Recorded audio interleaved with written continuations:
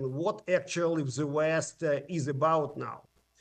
And our strategy in the coming weeks is, of course, to get back with our engagement, to repair what we can repair, and to build decent conversation, and we are ready for that. But also to engage in the way possible with the Europeans, and we have European summit now happening in Brussels. A number of ideas there. And it's about how to include Europe as a fundamental intrinsic part of the European reality, is how I see it now. That's very helpful. Thank you. And you mentioned two things which are so important. I think the European strategy, but also the China element in that. And I hope we can come back to that in the Q&A and in the comments question. But General Breedlove, if I could turn to you on the question of Europe. Europeans have been asked and invited by the Trump administration to take over the security guarantees question in Ukraine, right? So it seems that there is an idea of a division of labor, that the United States negotiates the ceasefire and the Europeans secure the ceasefire. Now, Europeans have come to town asking for a backstop for that mission, although it's unclear what exactly that backstop will look like. General Kellogg has also not specified it this morning. Under these conditions, would you recommend Europeans to go for the security guarantee, to go for a European mission in Ukraine? And how could this look like?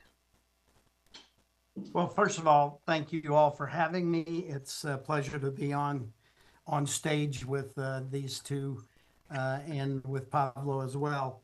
And before I go to your question, I just want to pass that, of course, I agree with what Pavlo has said, but I want to violently agree with a few points Alina and Fiona made about how we're being perceived in the world at dealing with the two sides of this issue. On one side, we've got a criminal aggressor. And in the world's eye, we're treating that criminal aggressor with kid gloves. On the other side, we have a nation that's been invaded, clearly the victim, and we seem to be dealing with them with a hammer. And so it's I don't want to resurface all the conversation, but it's hard for some of us who travel a lot in Europe to be able to sit down with our allies and discuss why this might be happening. And I want to highlight two things. Right out of the gate, we have given Russia huge policy wins. For decades and decades, Mr. Putin has wanted to deal with America about Europe without Europe.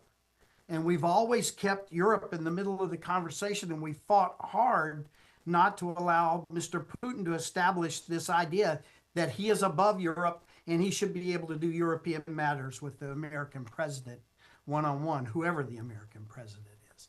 And we seem to now have caved on that, and that we are now doing business with Mr. Putin on Europe without Europe. And in a similar fashion, since the winter of 2013 and 14, when I was the SACEUR and Russia first invaded Crimea and then invaded the Donbass, we have all said that we will not deal about Ukraine without Ukraine.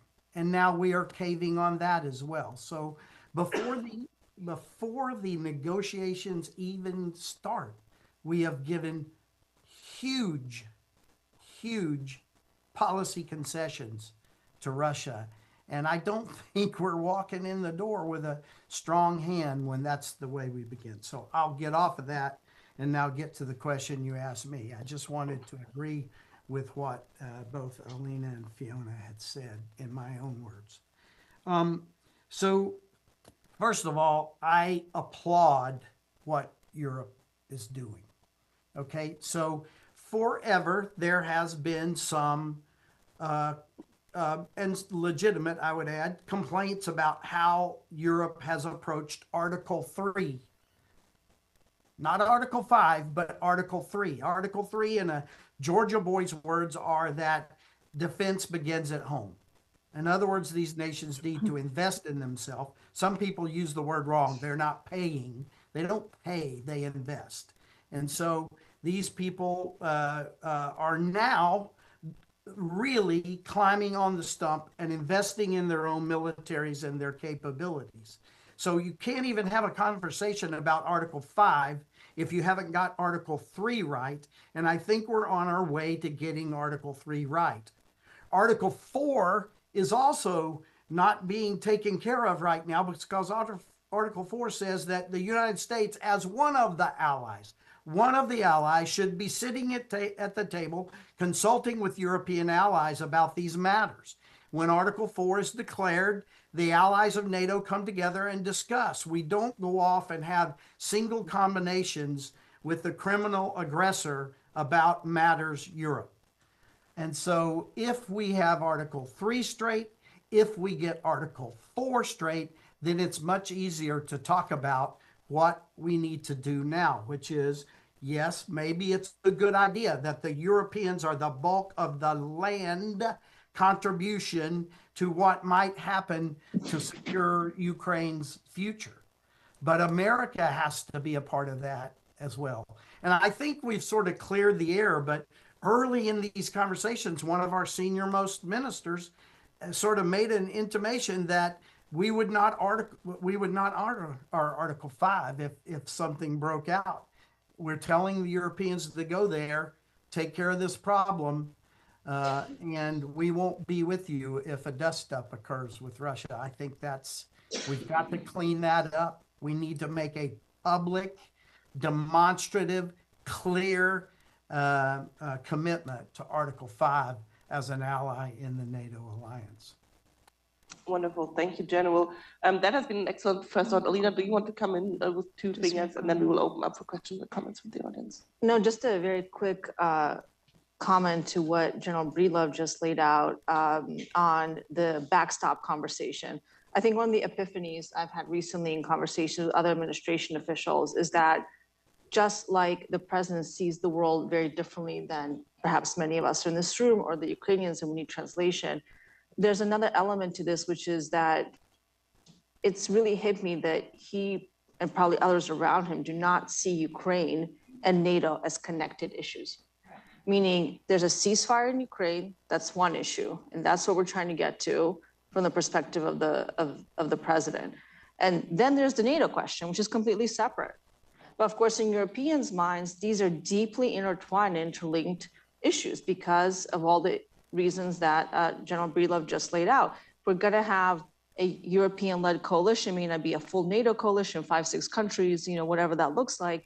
Will the U.S. be there to protect and defend those forces in Ukraine, even if it's not a NATO force? And so in the president's mind, tying NATO Article 5, collective defense to the ceasefire in Ukraine is like completely incomprehensible. So he sees this as completely separate issues, and Europeans do not.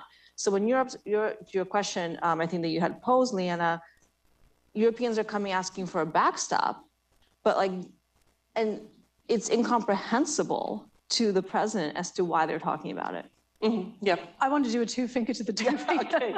because it's the global dimension of this as well. And I was actually, heartened to at least hear General Kellogg for the first time, frankly, of an administration, official really laying out the global dimensions of this, of China, North Korea, and also Japan being in Japan. I'm going to mention Japan because this is why I'm raising this, and Iran being involved here, because this is important for our other allies, for Japan and South Korea and Taiwan and many other countries out there watching all of this very closely.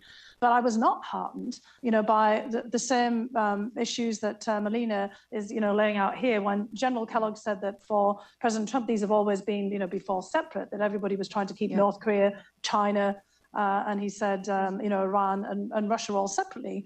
Well, they're not separate. They've become, pretty fused together here. And that counts for Europe as well. You said it, China's an important issue. Well, Europe and Europeans have their own relationship with China. China was the biggest single country investor in Ukraine before the war, and has then sided very consistently with Russia in this conflict. North Korean troops are in Europe. They're not just in the Kursk region of Russia. They're fighting in Europe for the first time. I think General Kellogg was absolutely 100% right, that are they preparing for something on the Korean Peninsula? South Korea and Japan have to worry about all of that. So these have to be dimensions as well. And South Korea and Japan are watching this. And as I said, Taiwan and others very closely. And then the Middle East. It was fascinating as well that General Kellogg said, you know, we all started getting involved in this with Saudi Arabia because of MBS. Well, yes, because they're all watching Iran. And they're watching, you know, how this has now become part of the Middle East conflict as well. The fact that meetings are taking part in Saudi Arabia and in Turkey and elsewhere just shows how things are really shifting here. So this isn't just about Ukraine. You can't just separate it off and then, you know, basically push Ukraine out the door and figure out that you can then, you know, deal with this on, you know, the same kind of playing field as before. Yeah, the global impacts there.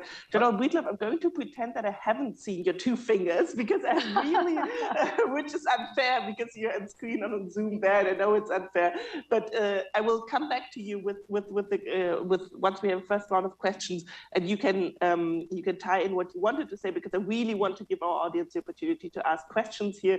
We have an audience here in Washington and on Zoom, and I will bring you in. Please identify yourself. And also keep your question short. And if you can say to whom this question is directed, all the better. So I take a first question from the room.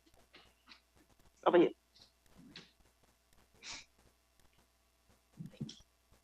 I'm Alexandra Starr with International Crisis Group. This is a question for Fiona.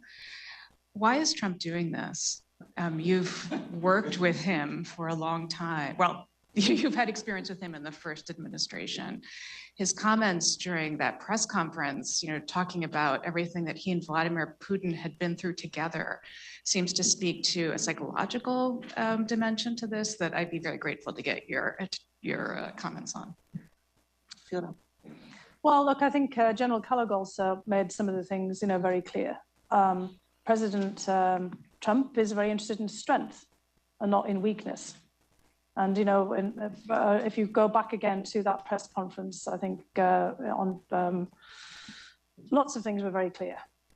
It's about respect. Remember at one point when President Zelensky was asking him about, well, does nothing matter about what Obama or Biden, your presidents, you know, meaning United States presidents, have committed to in the past. You know, President Trump at that point lost his temper, basically saying, don't compare me with, you know, Presidents Obama and Biden. They were weak people. Nobody respected them. Everybody respects me. So it gets back to, you mentioned Helsinki, which is kind of a painful episode, I think for myself personally and for many others, where President Trump has always made it very clear that the people who he sees as his peers are the strongmen in the world, and that would be Putin. It's not his staff. It's certainly, you know, not his intelligence advisors or anything like that. It's people like Vladimir Putin. He respects strength. Now, I think, you know, General Breedlove has probably been wanting to come in, and I remember actually being on a panel with him sometime before when he said, you know, a lot of the strength of Russia is illusory. You know, he commented on the, and you'll remember this, General Breedlove, on the forces that the Russians had amassed on the border, 180,000, 200,000, you know, roughly, and pointed out that this was, you know, about the capacity of the Tennessee Volunteers Stadium, for example. I think that was one of the ones that you used, and I've been in that stadium. And that, you know, when those people, you know, basically go out and kind of dissipate across a large area, it's almost as if there'd been nobody there at all. The strength of Russia at this point is more than, you know, it is in actuality. We haven't mentioned 870,000 Russian casualties, people killed in action and severely wounded.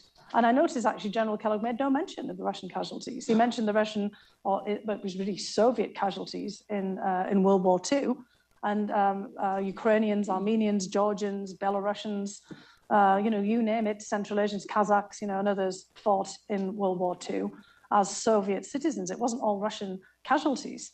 This is a staggering scale of casualties on the part of Russia, because that's what Putin is prepared to pay, the price he's prepared to pay. So I think in some respects, Putin is strong in the sense that he's willing to preside over a slaughter, which is something that clearly President Trump and General Kellogg and others are not to their credit.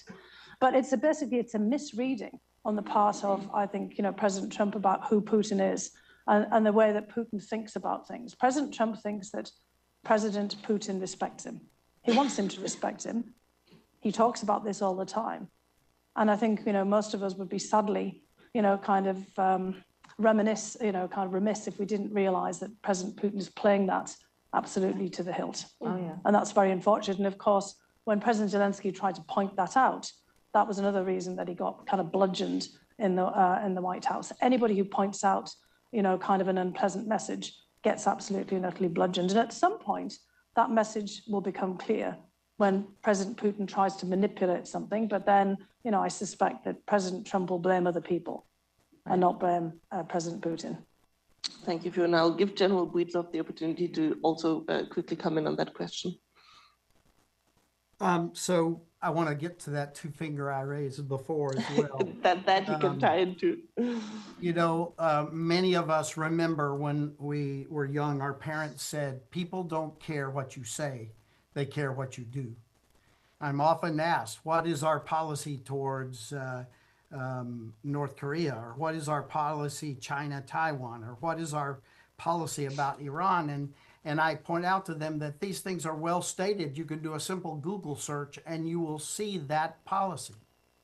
But then I make them angry because I say none of that really matters, because people don't care what you say, they care what you do.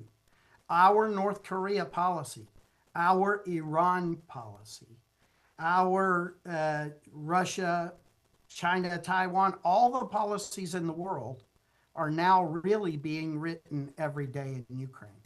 The world is watching what we do towards our commitments to Europe and Ukraine about European security. So you can have all those other things written you want, but people are watching what we do. It's an interesting point that Fiona brings up about casualties and costs. I believe right now that Russia needs a ceasefire worse than anybody. They need it worse than anybody. They're backing up in the last 2 days in the Donbass. And they're throwing bodies at Kursk in an amazing way. They have now asked North Korea twice to send soldiers to help them recapture sovereign Soviet, or excuse me, Freudian slip, sovereign Russian land. Okay? So twice now they are asking North Korea to help them retake Russian land. That should tell you a lot about the state of the Russian army. They desperately need a ceasefire, and they want us to guarantee that ceasefire via these agreements so that they can rebuild. It's going to take them 3, 4, maybe even 5 years to get really ready again because their army has been decimated so badly. But they'll, unless they run into something hard, unless the bayonet runs into something hard, they will be back. Thank you, General. I think we now have a question. We take another one from the room. So the lady over here.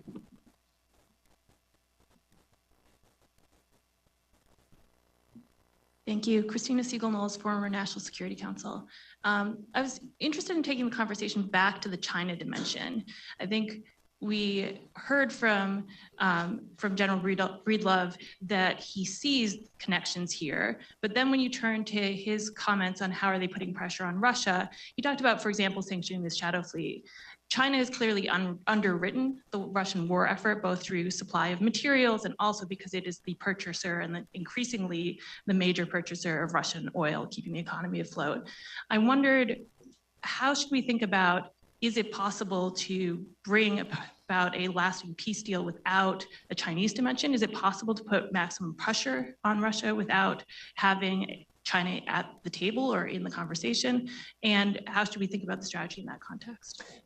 Thank you so much. I would like to give this question to Pavlo Klimkin, because I think it would be particularly interesting to have an answer from the Ukrainian perspective there, how you see and Ukraine sees the China dimension, because I think there has been partly an ambiguous policy towards China from the Ukraine's perspective throughout this war.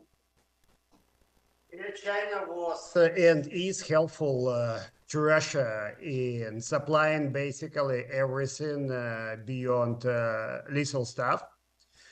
But I also believe the Chinese are kind of not worried on Russia being eventually off hook because they believe the level of dependence, and not just trade dependence, because Russia has 31% of export to China, 39% of export and 31% of import. But in the sense of technology, it's basically real dependency now. But even if you go to a normal Russian bank branch in a kind of Russian town in the middle of nowhere, you can get now a deposit in Chinese currency. It's something fundamentally different. But the Chinese will be playing and are playing extremely smart towards Europe. Now kind of going towards Europe and saying, look, guys, see, I mean, US is not reliable anymore. And with us, you have reliability, you have trade reliability, you have security. You have all kind of dimensions around Eurasia. Why not just start elevating our partnership? And the Chinese are also smart, understanding their possibilities in being engaged for the first time ever in their history in talking about European security, about Ukraine or about everything else, and not just talking with all kind of their initiatives, but probably being present, not at the level of troops or so, but probably monitors. And the Chinese are present at higher scale at the Western Balkans. Lukashenko is also under their umbrella. And probably they are instrumental in the sense of delivering on his independence. So Ukraine would be extremely important for them in the sense of understanding their future presence. So if they are ready to elevate their engagement with Europe, and now they feel the moment, if they are able to elevate their presence in the Central and Eastern Europe, they are in a fundamentally different position in Eurasia. So I believe the Chinese will try to use this chance. The Chinese understand that if we go towards the West, it's about the West to define what is possible and not possible in the sense of our security. So for them to be present in the European security is something fundamentally they would be willing to go for. So it's the real moment for the Chinese, and I believe they will use this opportunity at the full speed. And last point, who could have imagined us and North Koreans fighting in the Russian Kursk region 3 years ago? It was something totally mind-blowing. The Chinese clearly understand that security is now can be seen in fundamentally geographical terms. They see it globally, and for them it's exactly the moment. But it's also about the US credibility. We have now 4 areas where Russia would push to restrain our sovereignty. It's about territory, it's about our potential to defend ourselves, it's about our military forces and technologies, it's about our future choice, NATO and EU, but also how the future Ukraine should look like in the sense of what kind of Ukraine.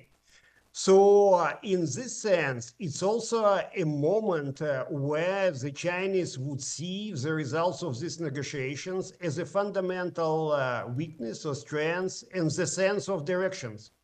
And the Chinese will use it fully. I mean, believe me, they are good in analysis and they are good in feeling that the moment is there. There is a fundamental concept of the Chinese Xi energy. It's a kind of if you feel this moment or not, and I believe they do. Thank you. And let's just add to that, that in some European capitals, there certainly is a temptation to use China as a hedge against the potential negative consequences, tariffs towards Europe by the Trump administration. Let's take one more question from the virtual wheel from Zoom. We'll take our next question from Ambassador Peter Gabriel. Thank you. I want to, this has been terrific. And Fiona, I especially appreciate your comments about negotiating in language, having done that in the Balkans in the 1990s. It's a huge question. But I'll preface this by saying we're seeing very radical things from the Trump administration domestically, Elon Musk, Doge, and so on. And therefore, I wonder, General Breedlove, whether what we are seeing are actually concessions or a reorientation of U.S. foreign policy to an alliance of the strong and where Trump can get what he wants, namely to be part of the nexus of Russia, North Korea. You remember all the talk about the love letter from Kim Jong-un, and Iran, noting that at the time he applied maximum pressure on Iran, he said he regretted doing it, or he had reservations about doing it, and the Russians recently have been saying they'd like to patch things up between the US and Iran. At the same time, as he's talking about, he's repeatedly critical of NATO, talked about pulling out of it, and possibly getting into a conflict with Europe if he in fact goes ahead and uses military force to seize Greenland. And perhaps he would even see letting Russia have what it wants in Ukraine as a quid pro quo for letting him take Greenland.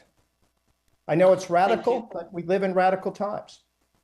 Yeah, so let me boil down the question to, is this tactics and negotiations, or is there a strategy behind it, a strategic realignment or reorientation, General Breedlove? So I've told a lot of people in Europe that if anybody comes to you and tells you they know what President Trump is thinking, you should put down your pencil and turn off your recording device. And I'll be the first to say, I cannot tell you what President Trump is thinking here, but observing what's happening, you used the term, Mr. Ambassador, and thank you for the question, reorientation. I have a much more simplistic view of this. I haven't read his whole book, but a friend of mine gave me a copy so that I could read chapter 6 about how he does negotiations. And when he, things I remember from that chapter is set an abnormally or unusually high bar so that when you can back away from it, you're seen as a good guy in the negotiations. So I look at a lot of these things, Mr. Ambassador, that you're talking about are grenades that have been thrown out on the table, and after they explode, we all see how it sorts out afterwards. So I take everything that is said, these very explosive kind of things that they said have been said as just that explosive grenade, and let's get to the more serious conversation after they clear. This morning I was on another show, I'm sorry, and I got hit with the question that all of a sudden there was a statement that we might want to remove the SACEUR from being an American officer. And I said, having been the SACEUR, I have some ideas about that.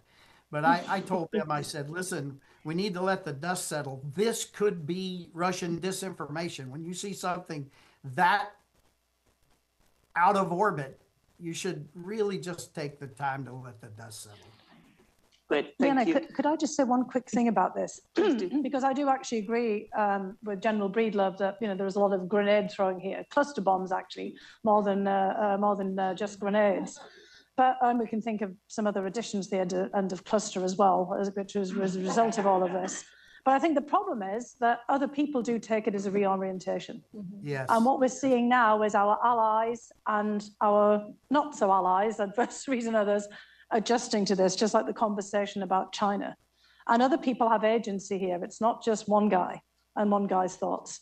First of all, there are 330 million Americans, but there are 550 million Europeans, and there are 8 billion people on the planet who are all making, if they've got some information here, their own decisions and their own analyses about what is happening in here, how it affects them.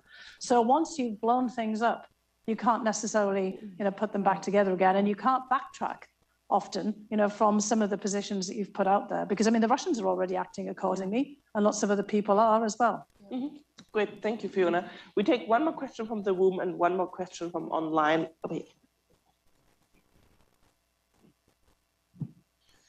Thank you, Benjamin Schmidt, University of Pennsylvania. I just want to make a couple of points on the sanctions discussion that we heard earlier from General Kellogg. He's mentioning that we put a maximum pressure campaign through designation of hulls of Russian Shadow Fleet vessels, yet as he said himself, the enforcement has been lacking. I think that's ongoing, but at the same time, we're also seeing what I think is, to the rest of your points on a potential strategic realignment with the Russian Federation, when we see that there's been notions that Trump has actually sent his envoy Richard Grenell to Switzerland a number of times to try to negotiate a return of the Nord Stream 2 pipeline from Russia to Germany, which is ludicrous, and there cannot be a return to business as usual in energy, because again, these we're talking a lot of, obviously this is a Ukraine forum, but the Russian Federation is a malign actor well beyond Ukraine. There is active and ongoing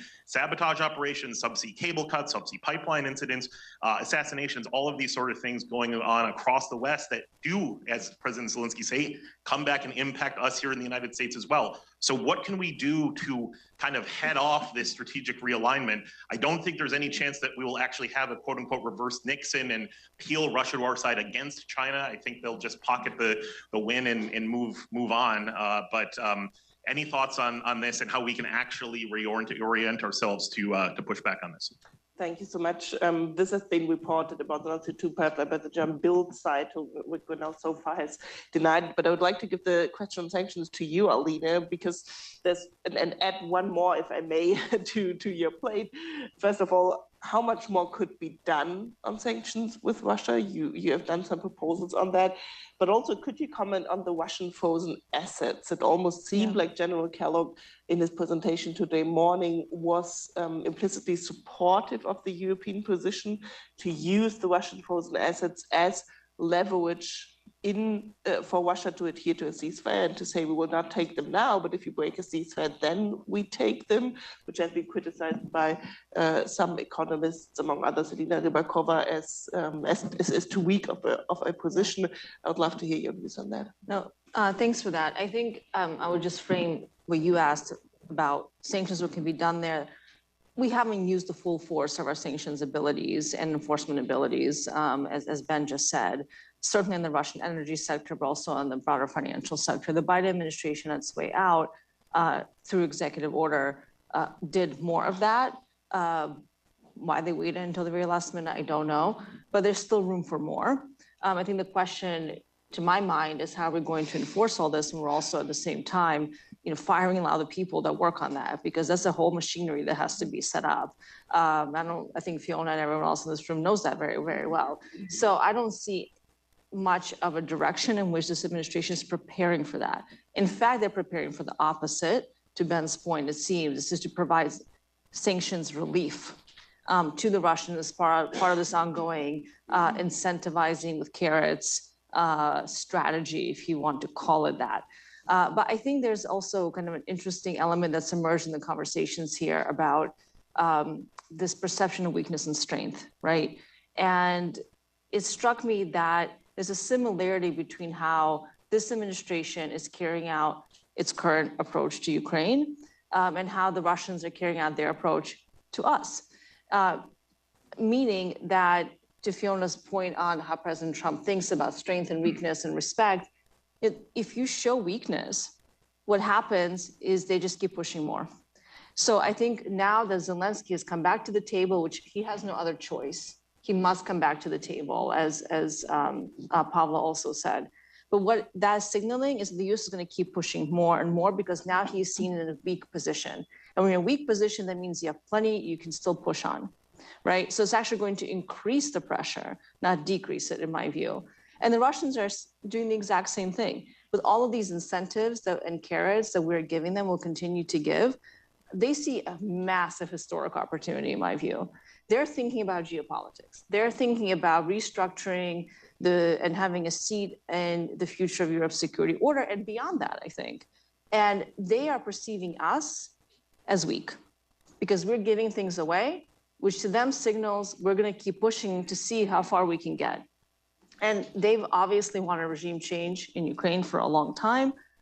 And they have gotten us to talk about that now, right? This is their like ultimate goal. They can get rid of Zelensky, put in someone that's going to de facto give them political control of Ukraine. So there's a strange similarity here, right? Except the Russians perceive us as weak right now, and we're perceiving Ukraine as weak, and both sides are pushing. And I think that's really, really troubling when you kind of recognize that.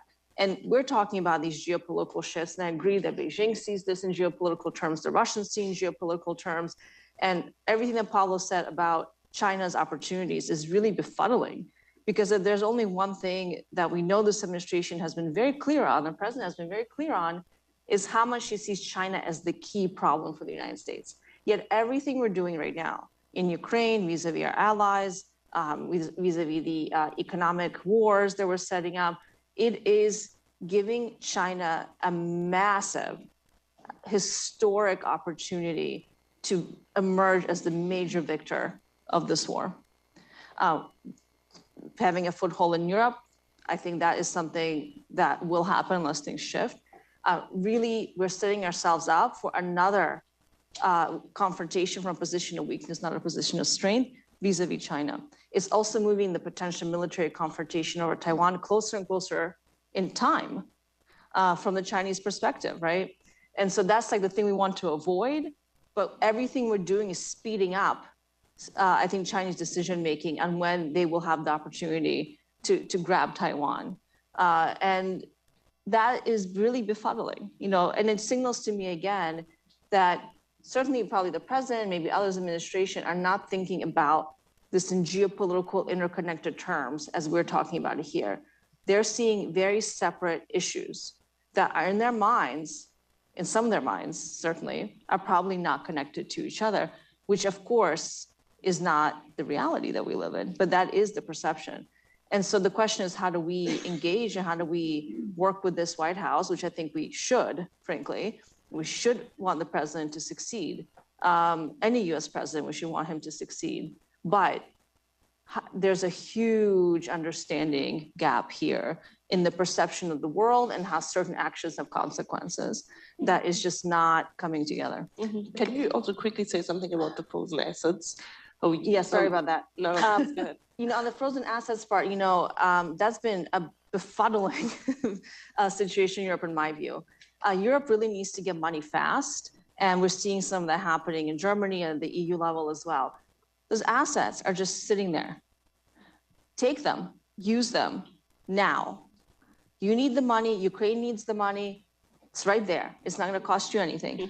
I think the concerns that are being raised about the implications of this and is it precedent setting, the concerns raised by some economists that you mentioned, can be addressed. The best paper that I've seen on this and work on this is by Philip Zelikow, who wrote a paper a couple of weeks ago on the Hoover website that really takes a deep look as to what the situation is right now, because it's changed in 3 years. The assets have been moved around and they're sitting as cash holdings, which also means they're not making any money. Like this $300 billion that can be invested and be earning interest rates, and it is not. So there's also all kinds of questions about the mismanagement of these funds, basically, that could be actually also making money, far more interest rates. But I don't understand, frankly, why there's so much opposition in some parts of Europe against the assets. That is low hanging fruit. And it's a question if there really will be that leverage not to break a ceasefire. We have to come to an end, so I will give Fiona a quick 30 seconds last word here on the panel, because we have another great panel that is coming up in the end next. Okay, Pablo, 30 seconds for Fiona, 30 seconds for Pablo, and then we will conclude because we have another great session coming up in just 50 minutes. I think there's an important point here because we're all members of the Council on Foreign Relations one way or another. So we tend to see the world from a foreign policy and a geopolitical perspective. And we heard from General Kellogg earlier this morning that that's not how President Putin rather President Trump, I always make that slip. I do all the time, because, you know, sometimes they see the world in the same ways, but very different ways, because Putin does see it geopolitically, but Trump sees it economically and from a trade perspective. He doesn't want a war with China over Taiwan. He'd give up Taiwan in a heartbeat for a bigger deal, a trade deal. And that's essentially what he was telling Zelensky, that he needed to get with the program. I mean, again, it was very clear from what General Kellogg said that Zelensky made a mistake because Trump sees the world in terms of everybody making some money and everybody getting something out of it. And if there'd been the deal signed on the minerals with the United States, with Trump and Zelensky, then everybody could have made something out of that. That's what he was trying to say. And he'll make a deal with Russia. There'll be all kinds of economic deals. He did that 1.0, the same kind of thing, looking for deals. And it's also what he's looking for with China. Mm-hmm. So I think we have to just orient ourselves in a different way and realizing that we're all probably not on the same page as where Trump is as well. And it explains, getting back to some of these questions, why there's a disconnect all the time. And he does see this as a big deal between Russia, the United States, and China. That is how he sees the world. Yeah. The big three sitting down and making deals. Yeah. Let me give just very quickly Pablo the opportunity to say very few last sentences, and then we will wrap this up. Pablo. Yeah, one sentence about sanctions. Sanctions are actually quite good. The problem is their implementation. It's a set of lost opportunities. And now you can forget about any sort of real sanctions in the future towards someone else. You can play with tariffs, but playing with sanctions is over, no credibility. Mm-hmm. And what is happening with the assets, what Alina has just said, is a kind of joke for many countries, and I know it. And one sentence about our stakes now. So we are talking about why the Russian aggression against Ukraine had started and is happening. Putin is talking in his own way about the origins of the war. And if you just want to have a break, so fundamentally, in some moment, it would backfire, and it would backfire for everyone in the sense of lost or in translation, and would backfire also in the sense of total loss of credibility. Mm-hmm. And it's the fundamental point people should understand. Thank you so much. Those were very good last words here, and also a great lead over to the next session, which will discuss also Ukraine's economic needs, reconstruction, and so on. So have a coffee break. Thank you so much for our panelists for joining us today. We'll see you again.